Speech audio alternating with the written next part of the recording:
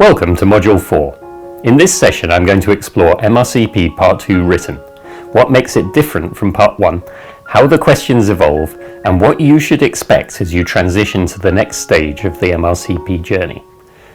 Part 2 is sometimes described as Part 1, but harder. But that is not accurate. It's not simply more difficult, it's different in style, depth, and expectation. Understanding these differences early will help you to prepare with confidence. Part 2 assumes the same foundational knowledge tested in Part 1, but takes it a step further. Instead of simply recognizing patterns or recalling key facts, Part 2 asks you to integrate multiple pieces of clinical information, interpret longer and more detailed clinical vignettes, weigh up competing diagnoses, apply guideline-driven management to more complex scenarios, and make decisions that demonstrate higher-level clinical reasoning. Where Part 1 focuses on breadth, Part 2 begins to test depth. You'll encounter questions where the clinical picture is more subtle, where multiple diagnoses could be plausible, and where the correct answer requires understanding why one option is better supported than the others. The exam structure is the same as Part 1. 2 papers, each 100 best of 5 MCQs, no negative marking. But in Part 2 the experience is very different. Questions typically involve longer clinical vignettes, sometimes several paragraphs. More data-heavy presentations, including ECGs, imaging, spirometry or lab panels, subtle differentiators between answer choices, a need for prioritization, such as choosing the single best next step from several reasonable management options. Time pressure goes up. Even though there's the same number of questions, they're longer. You have to read efficiently, extract the key information quickly, and avoid getting bogged down in unnecessary detail. Even strong Part 1 performers can find Part 2 unexpectedly challenging. Common reasons include over-reliance on surface recognition. Part 2 requires layered reasoning rather than quick pattern matching. Difficulty managing longer, more complex vignettes. Insufficient consolidation of Part 1 knowledge. Weak areas from Part 1 are often exposed quickly. Attempting to prepare in the same way as for Part 1 without adapting to the deeper reasoning required. Cognitive fatigue. Interpreting many complex clinical cases in one sitting is demanding. Understanding these challenges early allows you to prepare in a way that avoids them. Although the exam format is unchanged, the expectations rise significantly. Examiners want to see advanced clinical reasoning, not just recall of facts.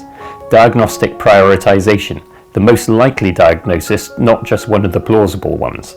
Management sequencing, knowing what to do next. Guideline awareness, when to treat, when to investigate, and when to refer. The ability to integrate findings from history, examination, labs, ECGs, imaging, and so on. At this stage in MRCP, decision-making starts to reflect the judgment expected of a medical registrar. It's important to be realistic about success rates, but also to be encouraged.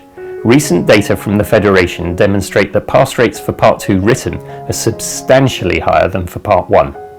For example, in the second diet of 2025, the first attempt pass rate among UK trainees was approximately 70% for Part 2, compared with only 35% for Part 1. What this means in practice? Once you master the foundational knowledge, adapt to the deeper style of reasoning and commit to consistent active revision, your odds of success are significantly improved at this stage. Although we will cover revision strategy in detail in later modules, there are several adjustments candidates should make when moving from Part 1 to Part 2. Firstly, continue using a high-quality question bank, but engage more deeply. For Part 1, question banks train breadth and pattern recognition.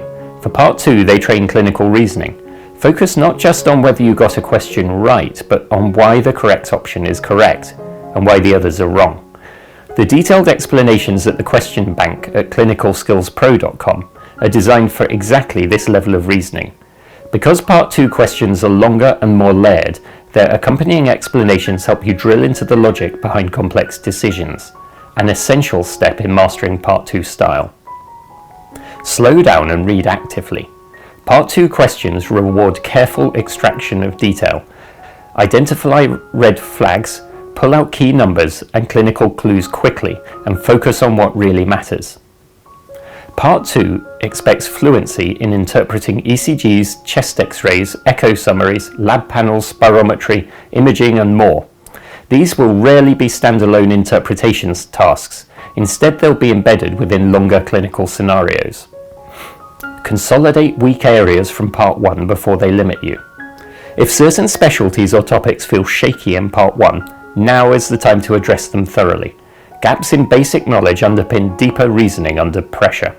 With longer questions and heavier cognitive load, timed and sustained practice becomes even more important. Familiarity with the exam format helps manage both knowledge and your mental endurance. If you've already adopted the little and often revision style introduced earlier in this course, you're at an advantage.